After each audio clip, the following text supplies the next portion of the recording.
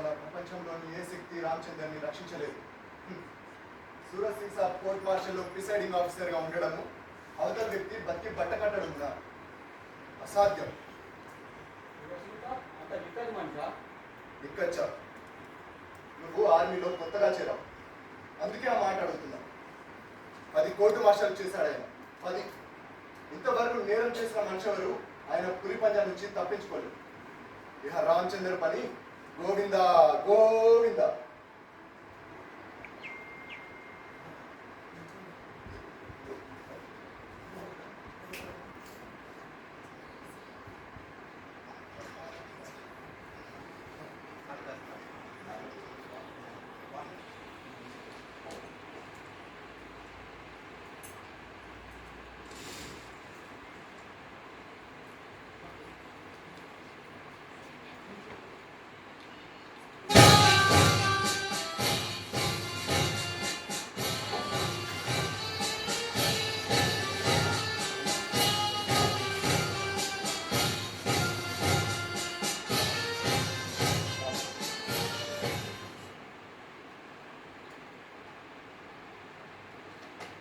Everybody.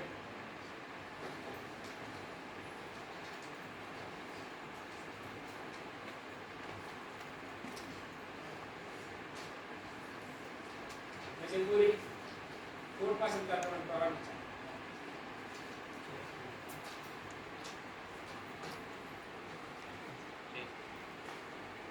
June 10వ తారీఖు రాత్రి 9 గంటల సమయంలో ఇద్దరు officer captain Mohan Varma, captain Kapoor వాళ్ళ మోటార్ సైకిల్పై ఘాట్ చౌకీ వైపుగా వెళ్తున్నారు. ఆ సమయంలో రామచందర్ తన సర్వీస్ రైఫిల్ ఉపయోగించి వాళ్ళపై గుళ్ళ వర్షం కురిపించాడు. కెప్టెన్ మోహన్ వర్మ అక్కడికక్కడే మరణించాడు. కెప్టెన్ కపూర్ తీవ్రంగా గాయపడ్డాడు. గుండె ఎడమ భుజాన్ని తగలడం వల్ల ఆయన బతికారు. వీటన్నింటినీ బట్టి చూస్తే జవాన్ రామచందర్ వీరిద్దరిని హత్య చేయాలని చూశాడని చూసొస్తాడు. Indian army act 69, Indian penal code 302ల ప్రకారం జవాన్ రామచందర్పై కోర్టు భాష జరపబడుతుంది. తెలిసి హత్య చేయడం గురించి, హత్య ప్రయత్నం చేయడం గురించి జరుగుతున్నాయి కోర్టు భాష. రామచందర్, నువ్వు నీ నేరం ఒప్పుకుంటున్నావా? How do you plead? Guilty or not guilty? Sir sit down Ramachandar. मुझे पूरी मोदी सेक्शन रईस పెట్టండి. Captain Vikas है. What is the problem? Sir, major Puri తన మొదటి సాక్ష్యం ప్రవేశపెట్టే ముందు నేను విషయం చెప్పదలుచు. ఇంకా కోర్ట్ మార్షల్ మొదలనే లేదు, అప్పుడే కెప్టెన్ వికాస్ రాయ్కి అభ్యంతరాలు ఉంది. చెప్పండి.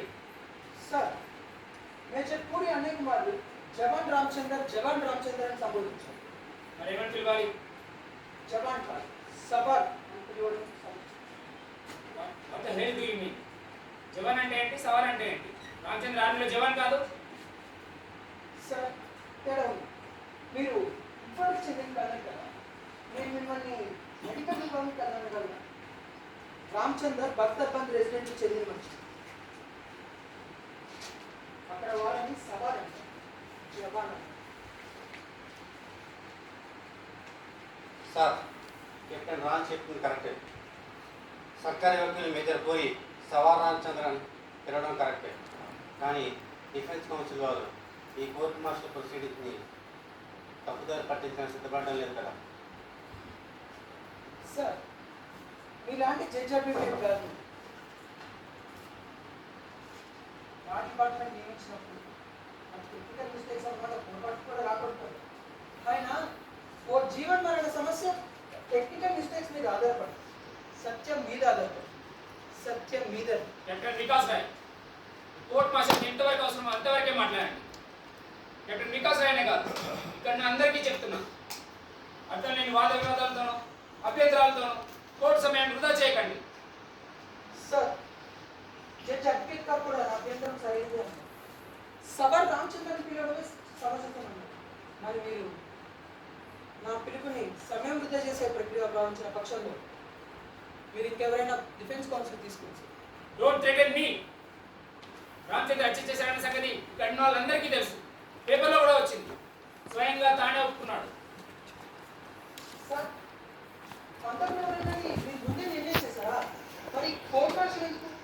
నాటకం, ఈ ఫార్సీ దీని అవసరం ఉంది. కావాలంటే నేను లిఖితపూర్వకంగా రాసిస్తాను, ఈ కేసు వాదించి. అయినా పేపర్లో పెట్టిన ప్రతి వార్త నిజమై ఉండాల్సింది లేదు కదా. అక్షరాలు కూడా అబద్ధాలు ఆడే అవసరం ఉంది కదా sir. It's okay, SIT down. Major puri, మొదటి సాక్షి ప్రవేశపెట్టండి.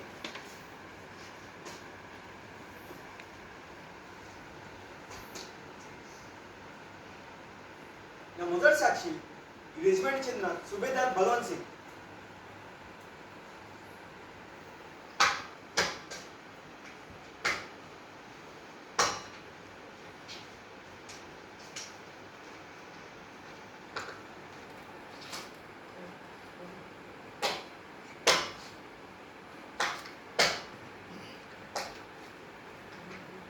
సుబేదార్ సార్, జూన్ 10వ తారీఖు రాత్రి 9 గంటల సమయంలో ఎక్కడున్నారు? సార్, ఆ రోజు మేనేజ్మెంట్ గార్డు సార్. అంత రాత్రి అప్పుడు అక్కడేం చేస్తున్నారు? నైట్ డ్యూటీలో ఉన్నారా? నో సార్, డ్యూటీలో లేదు. ఆ రోజు రాత్రి కంప్యూటర్ బాగా ఒక్కగా ఉంది. మేమంతా ప్రాణం నుంచి బయటకు వచ్చాం. నిన్న మధ్యలో ఉన్న మైదానంలో అబద్ధాలు రాష్ట్రంతో కలిసి ప్రచారం చేస్తుంది. ఆ మైదానం గార్డు షాప్కి బాగా దగ్గరలో ఉంది సార్. సుబేదార్ సార్, జూన్ 10వ తారీఖు రాత్రి 9 గంటల సమయంలో అక్కడ మీరేం చూశారు? సార్, ఆ రోజు రాత్రి కరెంట్ పోయిందని చెప్పాను కదా, మంచిది ఏది స్పష్టంగా కనిపించదు. గాడి షాప్ ఎదురుగా ఒక మోటార్ సైకిల్ వెళ్ళడం మాత్రం గమనించాను సార్. సుబేదార్ సార్, కనిపించలేదు అంటున్నారు. బహుశా మీరు ఆ రోజు కళ్ళజోడు పెట్టుకున్నారు, అవునా? సార్, నా కంటి చూపు 100కి 100 సరిగ్గా ఉంది. నేనే కళ్ళ జోడు పెట్టుకోను. సుబేదార్ సార్, కరెంటు పోతే ఏమైంది? జూన్ 10వ తారీఖు రాత్రి పౌర్ణమి కదా, రాత్రికి 100 మీటర్ దూరంలో ఉన్న ఏమైనా స్పష్టంగా కనిపిస్తాయి కదా. సరే, అది వదిలిపెట్టాడు. ఘాట్ హౌస్ వైపు వెళ్తున్న మోటార్ సైకిల్ మీద ఎంతమంది ఉన్నారు? ఇద్దరు. వాళ్ళు హెల్మెట్ పెట్టుకున్నారా? లేదు. అయితే వాళ్ళని గుర్తుపట్టే ఉంటారు. Yes sir. Captain Varma motorcycle నడుపుతున్నారు. కెప్టెన్ కపూర్ వెనుక సీట్లో కూర్చున్నారు. అంత దూరం నుంచి వెళ్తున్న మోటార్ సైకిల్ మీద ఉన్న మన ఇద్దరు ఆఫీసర్లను గుర్తుపట్టే అంటే ఘాట్ హౌస్లో ఉన్న రామచంద్రన్ కూడా గుర్తుపట్టే ఉంటారు. Yes sir. అప్పుడు ఏమైంది? సార్, మోటార్ సైకిల్ గాడి షాప్ దగ్గరకు వచ్చినప్పుడు రామచంద్ర రైఫిల్ పేల్చాడు. మొదటి ముందు కెప్టెన్ వర్మ తగ్గింది. బండి రోడ్డు నుంచి కిందకి పడిపోయింది. రామచంద్ర పరిగెత్తుకుంటూ వచ్చాడు. రెండో గుండు పేల్చాడు. మీరు అలా పట్టుకున్నప్పుడు రామచంద్ర తుపాకి ఎవరి మీద గురిపెట్టింది? గాయపడిన కెప్టెన్ కపూర్ వైపు. మీరు అలా పట్టుకోకపోతే గాయపడున్న కెప్టెన్ కపూర్ని కూడా రామచంద్ర ఖతం చేసేవాడు కాదు. Yes sir. ఆ తర్వాత ఏమైంది? సార్, తుపాకీ మోతకు బ్యారక్స్ నుంచి చాలా మంది పరిగెత్తుకుంటూ వచ్చారు. అందరి ముందు రామచందర్ అరిచి చెప్తున్నాడు, నేనే తుపాకీ పేల్చాను, వదలండి, నన్ను వదలండి, దీంతో ఆ రెండో క్యాప్టెన్ కూడా కథం చేసి పారేస్తాను అని. కానీ అప్పటికే మేము అతని చేతి నుంచి రైఫిల్ లాక్కుంటాం. మేము నలుగురు కలిసి అతన్ని ఆపగలిగాం. ఆ రోజు రాత్రి రామచంద్రతో ఆ ఏడు బలం ఎక్కడి నుంచి వచ్చిందో దేవుడిగా తెలియదు. ఇక అడగాల్సిన ప్రశ్న ఏం లేదు sir. Okay. Captain Vikas Rai, your witness.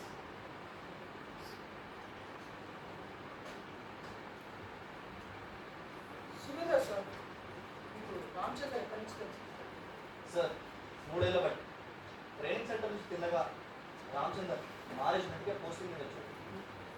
మరి ఈ 3 ఏళ్ళు రామచంద్ర మీరు దెబ్బలాడలేదు, మీరు కరాటోలైనా లేదా ఎవరైనా ఎప్పుడైనా ఫిర్యాదు చేస్తున్నారు? అవును సార్. అలాంటిలో తగ్గదాల సంగతి గురించి రామచందర్ బాధతో కూడా పడేదనుకుంటాడు. బాగా నెమ్మదైన మనిషి. మరి మరణించిన కెప్టెన్ వర్మ గారు లేకపోతే కెప్టెన్ కపూర్ గారు ఎప్పుడైనా రామచంద్ర మీద ఫిర్యాదు చేశారు? No sir.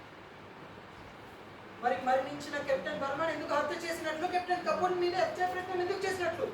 నాకే తెలుసు సార్. నేను చూసినదని చెప్పాను అంతే.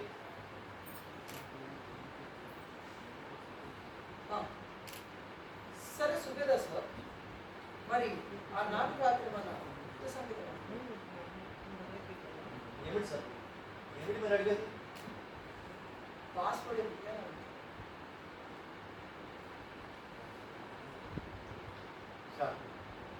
మనిషిని అర్థం కానటువంటి ప్రశ్న అడిగి మరలా అడగడం కరెక్ట్ కాదనుకుంటా. చెప్పండి సుబ్రహ్మణ్య సార్. సార్ నాకు గుర్తులేదు. నేను పర్మిషన్ ఇస్తే రెజిమెంట్ క్లర్క్ చెప్పగలను. పర్లేదు. అన్ని నెలల కంటే యుద్ధ సంగీతం గుర్తుంచుకోవడం ఆశ్చర్యం లేదు. సరే, మరి పాస్పోర్ట్ అయితే నన్ను చెప్పమంటారా? ఆనాటి పాస్పోర్ట్ బ్లాక్.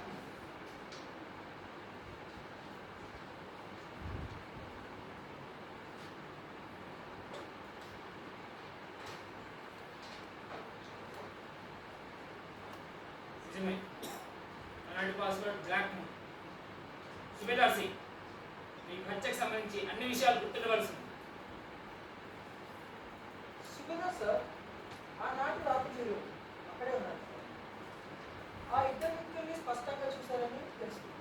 మరి రామచంద్ర కూడా వాళ్ళిద్దరిని గుర్తుపట్టుండాలి. ఈ రెస్పెక్ట్కి చెందిన ఆఫీసర్లని కూడా వాళ్ళు గుర్తుపట్టుండాలి. Yes sir.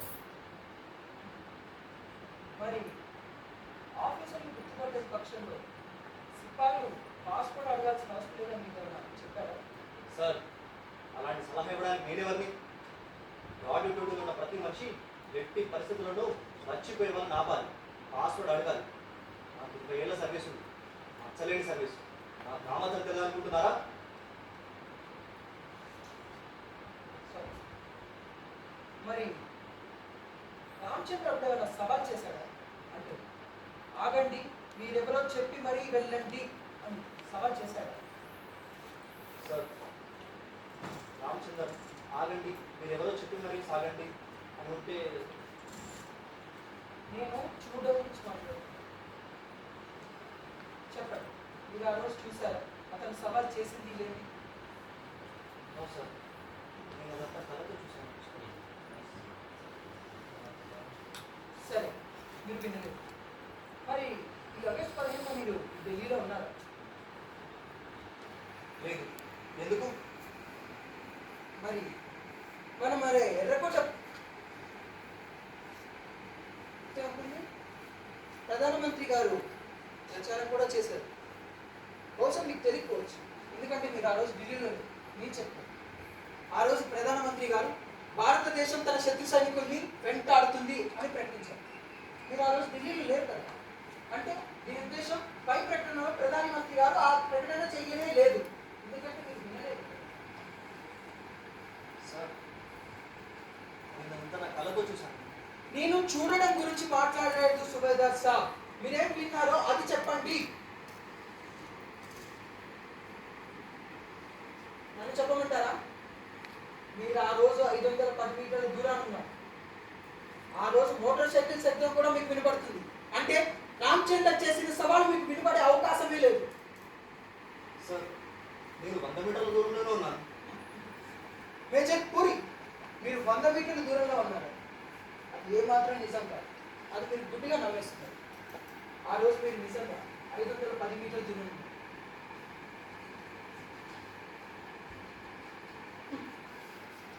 అసలు రామచంద్ర చేసిన సవాలు అంత దూరం నుంచి మీకు వినపడే అవకాశమే లేదు.